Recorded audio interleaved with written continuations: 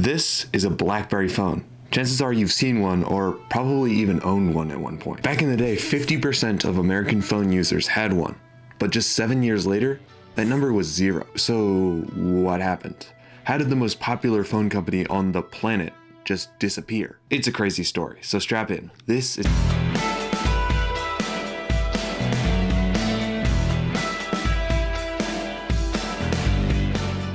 Research in Motion, or RIM for short, was founded in 1984. It was a tech company that was honestly all over the place. They started out making all sorts of hardware and software for manufacturers, as well as an editing software. They were just kind of throwing stuff at the wall hoping it would stick, and they struck gold in 1996. They created the RIM 900, also known as the Interactive Pager.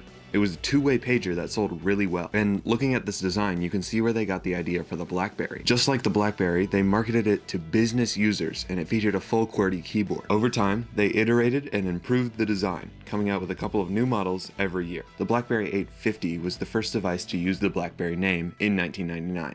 But it wasn't a phone quite yet. In 2002, they created what arguably could be considered the world's first smartphone, the BlackBerry 5810. As you can see, it's very similar to their previous designs. It features a full QWERTY keyboard and it was marketed towards business users. BlackBerry took off and it became one of the most popular phone manufacturers in the world.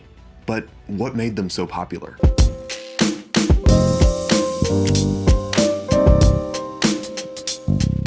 BlackBerry had a couple of things going for it to make them one of the most popular phone manufacturers. The BlackBerry was marketed as a business machine, a mobile version of your computer. Alternatives at the time, like the Palm Pilot, just weren't as easy to use and required a lot of technical skills. As I've said in the past, phones back then were really different from each other, and they all had their own unique learning curves. BlackBerry, on the other hand, was easy to figure out, easy to use, and most importantly, it did a good job. With a full keyboard, access to email, and instant messaging, it was very appealing to business users. Their marketing focused a lot on privacy. BlackBerry Messenger was encrypted, the most secure messaging service at the time in a consumer device. Not unlike iMessage today, you could only access BlackBerry Messenger if you had a BlackBerry phone. Users started calling their phones crackberries. As the first real smartphone, it became kind of addicting, a sign of things to come. President Obama swore by his BlackBerry,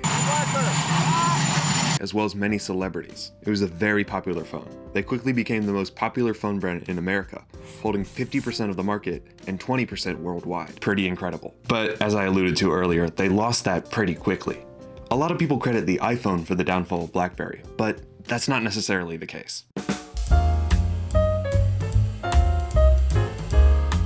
The iPhone released in 2007. I made a whole video about it right there. As I mentioned earlier, the BlackBerry was at the height of its success in 2009. The BlackBerry's highest year of sales was in 2011, well after the release of the iPhone. The iPhone isn't the main reason for the downfall of RIM's BlackBerry.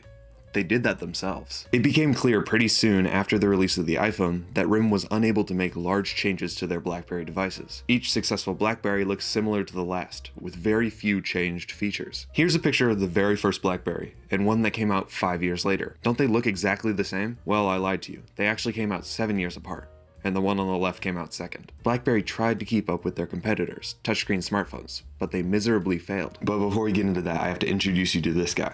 This is Jim Basile. He's one of the 2 CEOs of BlackBerry at the time, and he's the main character of the documentary based on this story. It's important to note that both him and a lot of employees who were at BlackBerry at the time say that the film is not factual at all. And I can tell you, this movie has got a lot of inaccuracies and a whole bunch of plot lines that are completely fiction. Therefore, I will not be using the documentary as a source for this video. In fact, I didn't even watch it. In real life, he wasn't nearly as angry as he was in the film.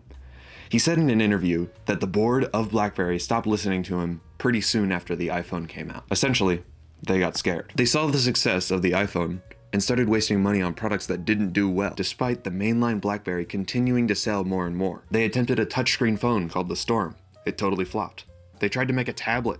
Again, it flopped. Their team had a good product, but they were spending all of their resources on competing with the iPhone. The iPhone is a marvel of engineering and was selling incredibly well. However, it wasn't a direct competitor to the BlackBerry phone. They didn't have the touchscreen tech to compete, and any attempts they made totally flopped. Jim pleaded the board to focus on the lucrative part of their business, the business-minded QWERTY keyboard models. If they had focused all of their energy on making those phones better, they'd probably still be in business. But year after year, the BlackBerry made no improvements. The phone was stuck in 2007, and by 2016, enough people had jumped ship that they had a 0% market share. That's insane. They went from 50% to 0 in just 7 years. Makes you wonder what would have happened if they kept making good phones. By now, Apple and Android had come out with all sorts of new features. People were ditching their Blackberries left and right. The Blackberry didn't have any other apps you could download, or even an app store, and the iPhone had had that since the 3G in 2008. Now, it's important to note that RIM was successful outside of the Blackberry. Their phone division was going under, but they had all sorts of other business ventures.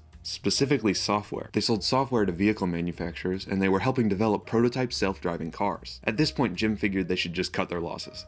He said, stop making phones, just focus on the car stuff. I tried to persuade the board and Mike to get out of hardware because it didn't favor us anymore, but we had a very profitable and growing services business, and I wanted to open that to other devices, but Mike said that would kill hardware, and I said, hardware's already dead. The board, like always, didn't listen, and according to him, he left in 2012. They abandoned the services business in that approach, and that's when I retired from the board and wished them luck, and I thought it was a suicide march. Now, according to my research, he didn't necessarily leave on his own accord like he said in that interview. There's some allegations that he was manipulating the stock value and that he left once his stock tanked. Again, he wasn't convicted of any of these allegations, it's just what I read. So maybe, he wasn't a great person, but he knew what was right for BlackBerry. All right, what happened next?